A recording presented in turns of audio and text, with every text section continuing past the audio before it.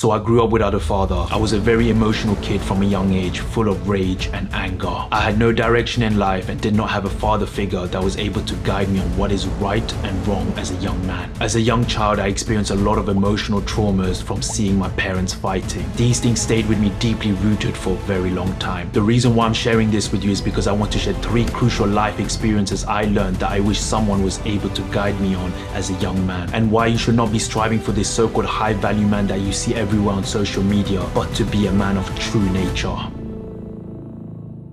The first lesson I learned is to take responsibility for your actions. Not having a father figure in my life, I had no idea what responsibility meant, nor did I have any inclination of wanting to take responsibility. You see, as a young man, I took the easy route out. I let the other family members deal with it and solve the problem. There's no need for me to do it. It's too much of an ask. I will let you solve the problem.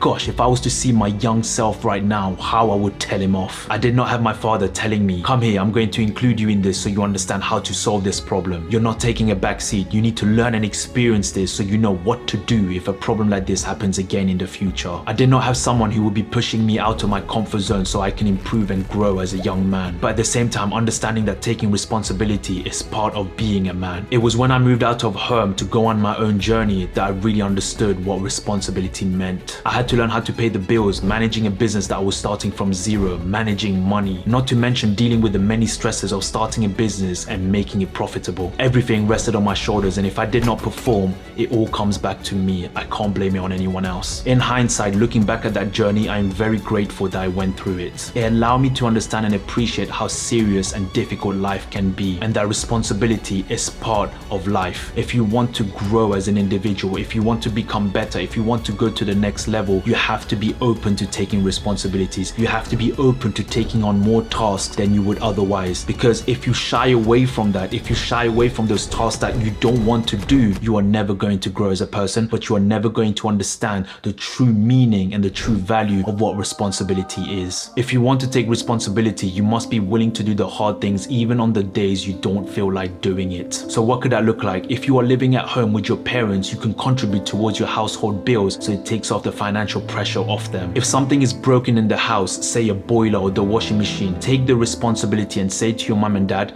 Mom, Dad, don't worry, I'm going to handle this and I'm going to take care of this. You don't need to worry about it. You take the weight off them and you deal with the mechanic yourself. Now, that does not mean that they can't contribute, especially if they have experience in this, but what you are doing is you are taking the reins off them and navigating this. You are now being the bigger person and taking responsibility off them onto your shoulders. Not only would they appreciate this, but it will also mean a lot to them knowing that their child is solving their problems. If you are living out, you can call your parents and siblings and ask them how they're doing, what is going on in their lives. Is there anything I can do to help? You never know the personal problems that they are going through. By you lending your hand and letting them know that you are there to help, they will see you as a person that they can come to in times of crisis, because they know that you will be rock solid when solving these problems. This is you taking responsibility for your loved ones and being the person that's leading and solving problems. For you to be a man of true nature, you must accept taking responsibility for your loved ones and the close people around your circle. The second lesson I learned is to do what is required. The other day I was talking to a father of 3 in the gym, and he was telling me how he does Uber 12 hours a day to provide for his family. I asked him, do you like what you're doing, working hard all these hours? He said, no way, but I have to do what is required to provide for my family. He said it with such conviction that he knew he would do this regardless of how he feels, because he had a duty as a man to provide for his family. And I'll be honest with you, I respected that, because he did not care about how he felt. He put his family first above himself. He wanted to protect and provide. That is a man of true nature. Regardless of the job, he is doing what is required as a man. A lot of people these days are taking the easy way out and not willing to do what is required. The moment something is hard, they moan and give up. How are you expecting to be a success in life when you give up straight away the moment you feel hardship? That is life. Life is not easy. It's not meant to be easy. But in that is where you build and grow your character. You build resilience, inner mental strength, and your will to do and achieve great things becomes stronger. This is going to sound harsh, but I'm going to keep this raw. If you are struggling to do what is required because you have no motivation and feel like giving up, remember this: your future child will look at you and see you as a quitter,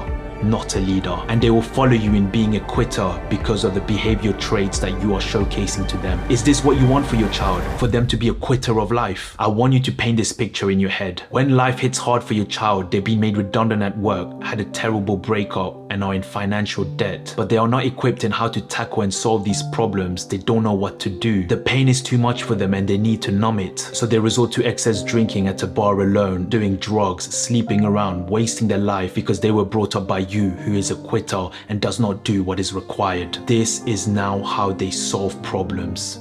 They numb it. To see a child with so much promise at a young age but being reduced to nothing because of their parents not instilling values and principles and not being a role model in how to overcome life's challenges is heartbreaking to watch. Really paint that picture in your head, because I have seen this happen in my life to people who I was once close to. If you can't do it for yourself, think about your future son, your future daughter. Is this how you want to bring them up, with these weak values and principles that you have of yourself? I know this is deep and it's hurting you, but it's a very harsh reality of what can happen that has already happened before. You are more than capable of doing what is required. You have no idea of the potential that you have within you. The question is, are you willing to do what is required for you and your future children? The third lesson I learned is self-discipline. I can't emphasize how important this is if you want to be a man of true nature. Women will look at you with great respect if you're a person that not only takes action but is self-disciplined. Your self-discipline speaks tremendously loud about you as an individual. You have no idea. As a young man, I was a very skinny kid growing up. I had a very high metabolism, which meant that I had to eat more calories to put on more weight. Let's just say my arms were like twigs. It got to a stage where I had enough of my situation and I decided that I wanted to build muscle, be bigger, and change my body. So I bought a dumbbell set, a bench, and a pull-up bar for me to train at home. I was being creative with my training because of the limiting equipment I had at my disposal. I started to go on my training journey and trained for around 7 years at home. It was not easy to begin with, of course, but my mind was already set for the goal, and I was going to do whatever it takes to stay consistent and make sure that I hold my end of the bargain, which was to show up and train every day and make sure that I make progress. I did not look at anyone else. I did not care. I was solely focused on me and my own journey. When I look at the transformation that was made, I was satisfied with the results. But what made me more fulfilled than anything else was the self-discipline I put myself through. Holding myself accountable, being strict with my diet, being strict with my training, and staying consistent. Yes, there were days where I struggled to train and did not train, but I would get back up and start again the next day. Self-discipline was what got me through. No one else was going to do it for me but me. When things got hard, I had to pick myself back up because no one else was going to run my life for me. No one owes you anything. So how do you build self-discipline? You start small.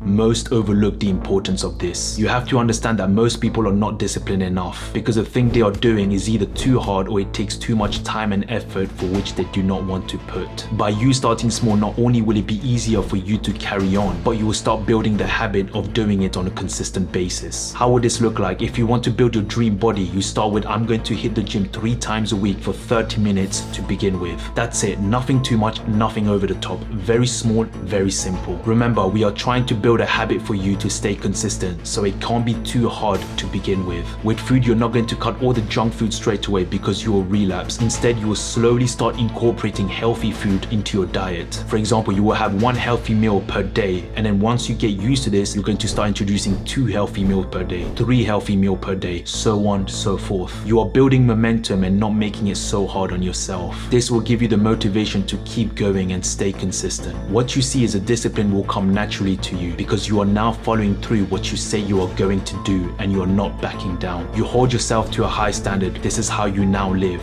You are a man of true nature. You will get to a stage where even if you don't feel like doing the task, you will still do it because you know discipline does not care whether you are happy or sad. Discipline carries on regardless, and that is what separates the extraordinary from the ordinary. Everything starts from zero. When are you going to start? Peace.